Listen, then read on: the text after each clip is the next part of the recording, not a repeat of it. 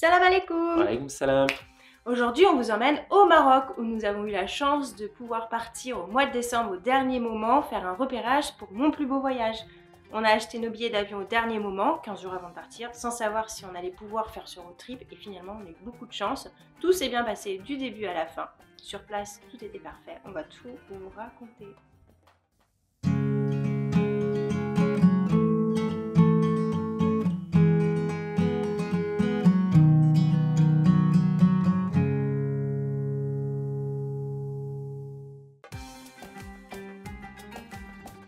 Donc dans l'ordre, on a passé 6 nuits.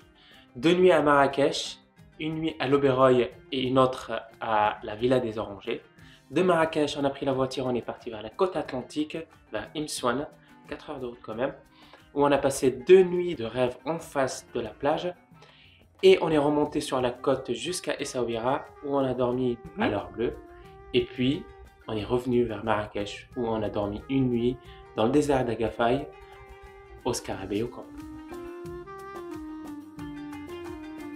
De l'aéroport de Marrakech, on récupère la voiture et on part vers la Palmeraie, où on a fait une nuit là-bas à l'Oberoi.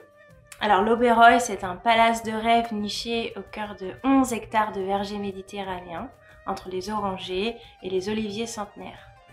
Ces superbes jardins paysagers sont parés de points d'eau scintillants et rehaussés par son architecture traditionnelle, inspirée des anciens palais marocains. Le patio de l'hôtel intègre délicatement l'architecture de l'antique médersa Ben Youssef, bâti au XIVe siècle et l'un des monuments historiques les plus glorieux de Marrakech.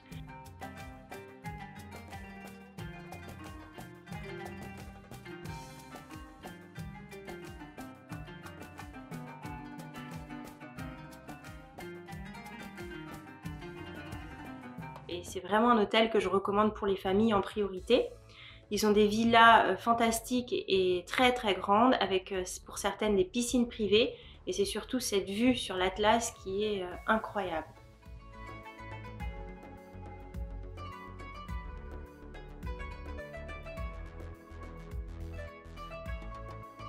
Le lendemain, on est parti de l'Oberoi vers le centre de Marrakech, la Médina. On s'est baladé dans le souk, on était dans la place Jamel Efna. À la suite, on prend un taxi vers les jardins de Majorelle. On visite les lieux.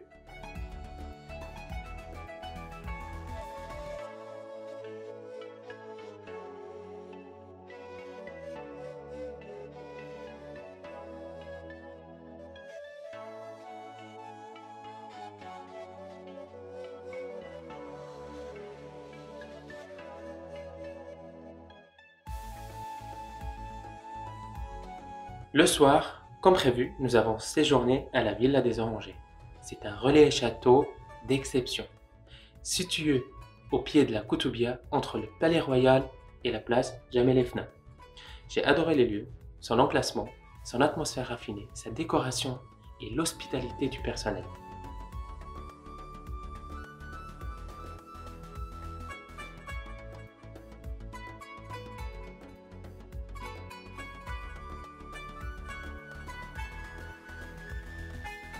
C'est un bel hôtel que je recommande surtout pour les couples, pour son ambiance romantique évidemment, mais aussi pour les familles car la Villa des Orangers dispose de chambres communicantes tout à fait confortables. Donc c'est parfait pour les familles avec des adolescents par exemple.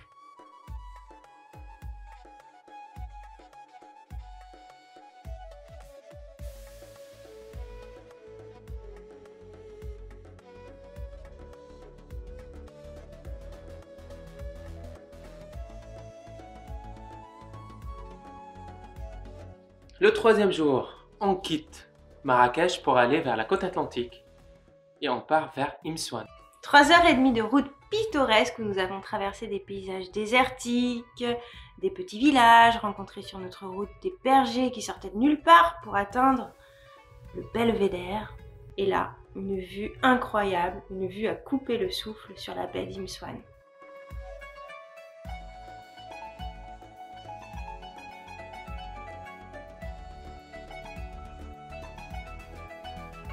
On est resté à Imsouane 2 jours, mais nous n'avions plus envie de repartir. La maison où nous dormions sur la plage nous a offert un magnifique coucher de soleil et notre hôte Afid nous a régalé avec ses tagines de poisson et de poulet citron confit maison. Trop bon! Le temps ici s'est arrêté et on comprend mieux maintenant pourquoi ce village de pêcheurs est si convoité par les surfeurs. C'est tout simplement le paradis! Je tenais absolument à surfer dans cette baie. Et je dois admettre que cette étape-là était THE coup de cœur du voyage. Même si nous n'avions aucune envie de repartir et de quitter cette douceur de vivre en plein mois de décembre, nous savions qu'il nous restait encore 2 étapes incontournables pour rendre ce voyage encore plus inoubliable. Vers Essaouira.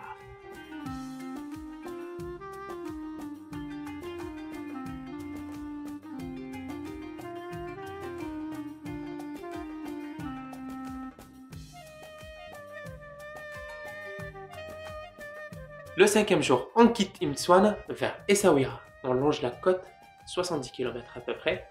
Arrivant à Essaouira, Essaouira c'est une ville qui est connue pour le kitesurf. On a séjourné à l'Heure Bleue. C'est un bâtiment historique constitué de 33 chambres et suites. Membre de Relais Château, et il a su conserver le cachet d'une maison traditionnelle marocaine et l'art de recevoir qui est propre à ce pays. L'Heure Bleue a beaucoup de cachets et nous transporte dans le temps.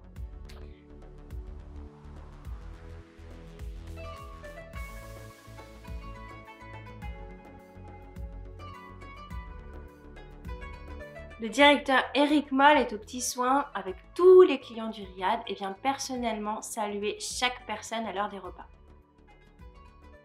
C'est très agréable d'ailleurs de discuter avec ce globe-trotteur de 30 ans d'expérience dans l'hôtellerie de luxe qui vit ici à Essaouira depuis maintenant 3 ans.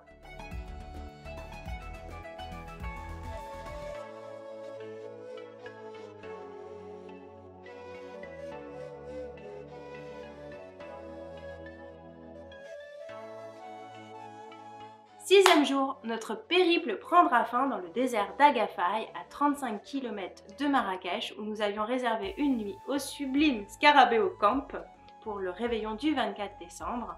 Alors moi qui suis adepte de glamping, je rêvais depuis longtemps d'y passer une nuit. C'était magique.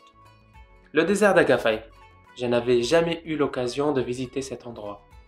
Et sur la route, nous avons mis un petit moment pour trouver le campement. Le lieu est finalement assez secret et après quelques allers-retours, nous avons finalement trouvé le panneau du Scarabée.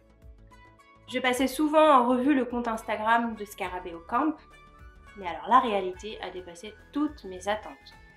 Le site en lui-même est spectaculaire, avec en fond les sommets enneigés de l'Atlas, un vrai décor de carte postale. La mise en scène des tentes et des parties communes nous donne envie de tout prendre en photo dans les moindres détails.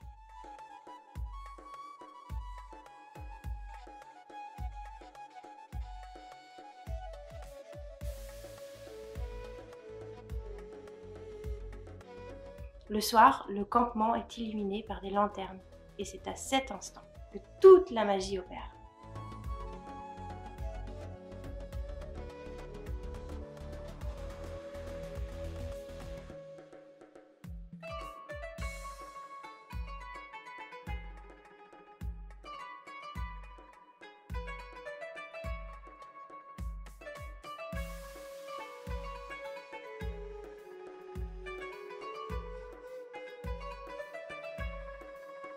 C'est au cœur du désert d'Agafay que notre plus beau voyage marocain s'achèvera.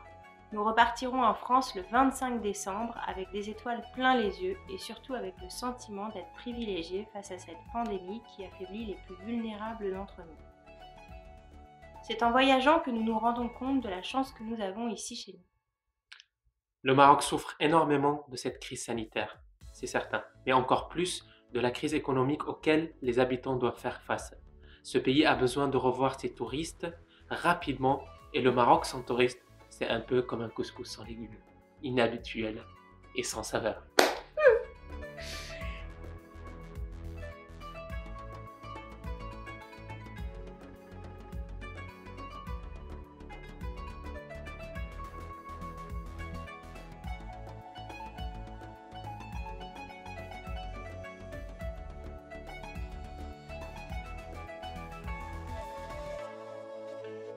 Et si vous avez aimé notre reportage au Maroc, n'hésitez pas à vous abonner à la chaîne YouTube Mon Plus Beau Voyage et découvrez nos derniers repérages en Andorre et également à Venise en 2020. À bientôt pour de prochaines aventures. Ciao, ciao, ciao.